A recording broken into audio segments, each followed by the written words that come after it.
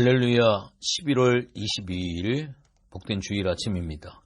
오늘 본문은 사사기 9장 22절서부터 45절까지 나와 있는 말씀입니다. 저는 오늘 본문을 보면서 참 깜짝 놀란 것이 22절 23절의 말씀에 보면 아비멜렉이 이스라엘을 다스린 지 이제 3년차 되던 해에 하나님이, 주어는 하나님입니다. 하나님이 아비멜렉과 세겜 사람들 사이에 악한 영을 보내심에 세겜 사람들이 아비멜렉을 배반하였으니, 하나님이 일을 진행하시는데 아비멜렉과 세겜 사람들 사이에 악한 영을 보내셨다. 그래서 세겜 사람들이 아비멜렉을 배반하게 되어졌다 라고 성경은 기록을 하고 있습니다. 어제 드린 말씀처럼 아비멜렉이 친이스라엘 정권, 정통성을 세우기 위해서 그들과 손잡고 일을 하게 되어지면서 소외감을 느낀 세겜 사람들이 집단 항거가 일어나게 되어집니다. 아니, 누구 때문에 왕이 되었는데 이제 와서 우리를 버려, 우리를 소외시켜? 이들에 의해 아비멜렉의 숨었던 비화가 세상에 알려지게 되어지죠. 아무리 감추려고 해도 그것은 반드시 드러나게 되어져 있습니다. 형제들을 다 때려 죽이고 바알브릴에 있던 자금을 동원을 해서 총부 살인업자들, 불량배들을 동원해서 정권을 탈취한 이 비화가 세상 만천하에 드러나게 되어지는 겁니다. 아비멜렉은 세겜 사람들을 소탕하는 속탄 작전에 들어가게 되어지죠. 불로 태워서 죽이기도 하고, 아침에 숨어있다가 일터로 나오는 사람들을 모조리 칼로 베기도 하고, 산당으로 도망가는 사람들은 산당을 몽땅 다 불태워 죽여버리는 것입니다. 마지막에 갈 곳이 없어서 내일 본문입니다만 망대 위로 도망간 사람들을 죽이기 위해 그쪽으로 쳐들어가는데 한 여인이 맷돌 윗짝을 들고 서 있는데 보니까 마침 아비멜렉이 밑에서 어슬렁어슬렁거리거든요. 위에서 맷돌 윗짝을 집어 던졌더니 아비멜렉의 두개골이 깨져버립니다. 마지막 신음하면서 옆에 있던 병사를 불러 네 칼로 나를 빨리 죽여라. 내가 여인의 손에 죽었다라고 하는 오명을 남기지 아니하도록 그대가 나를 죽여라. 마지막 숨을 거두며 병사가 아비멜렉의 목을 쳐 죽이게 되는 것입니다. 여기까지가 아비멜렉의 마지막 사건이 되어집니다. 기드온 사역의 마무리로 아비멜렉 사건을 다루고 있습니다.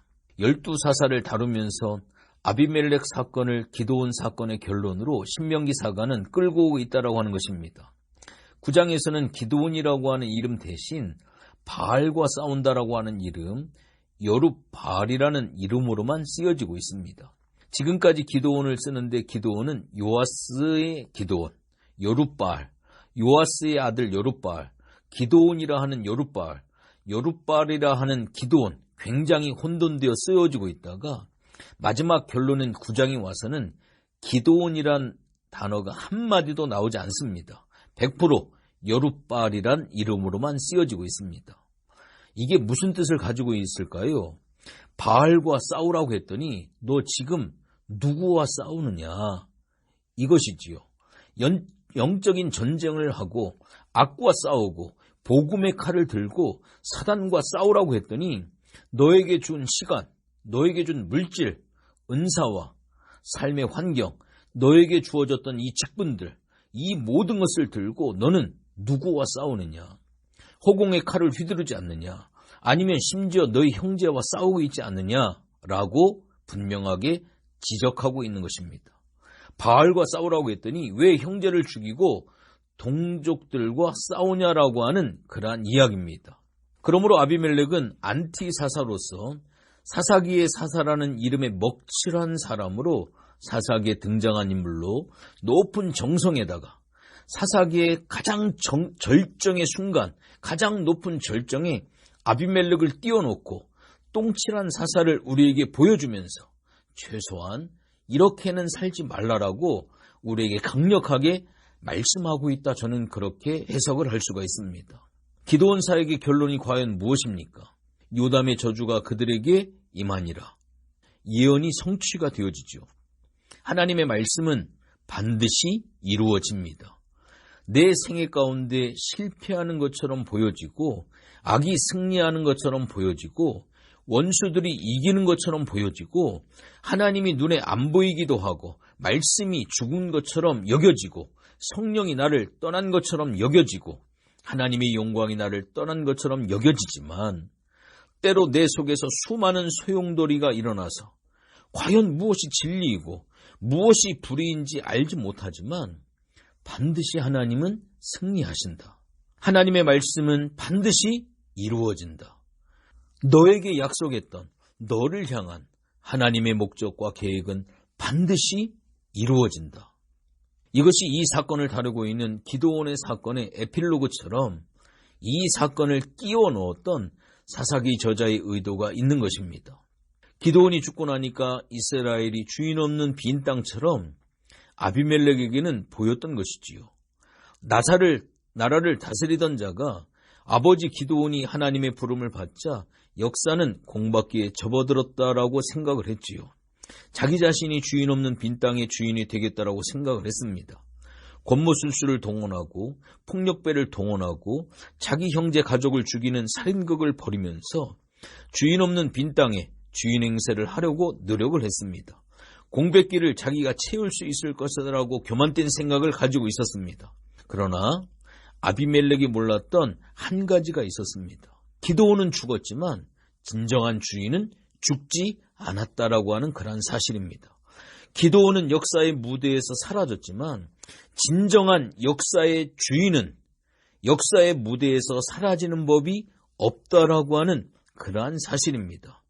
누가 왕이냐? 사사기는 끊임없이 우리에게 질문을 합니다.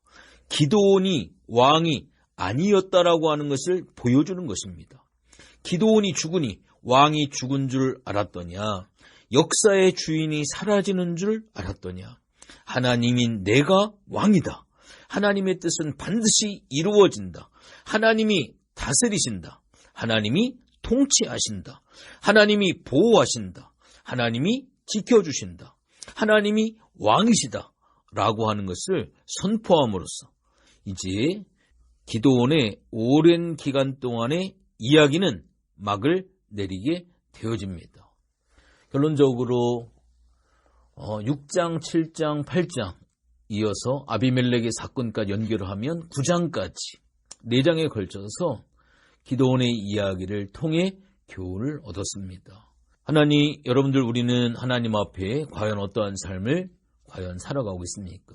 오늘 이 시대가 기드온 시대와 동일한 그러한 시대가 아닙니까? 하나님은 부족하고 연약하고 쓸모없는 나이지만 너는 큰 용사다. 격려해 주시고 우리를 세워주시고 우리가 쓰임받기를 원하시고 우리를 통해 하나님의 일을 이루시기를 원하시는 하나님의 역사를 볼 수 있어야만 합니다. 그리고 하나님 앞에 쓰임받을 때 겸손함으로 나 자신을 살피고 늘 말씀 앞에 순복할 수 있는 그러한 우리들의 삶의 모습이 되어졌으면 참 좋겠습니다. 오늘도 복된 주일입니다. 하나님께서 오늘도 복된 예배의 주인공 되어지길 원하고요.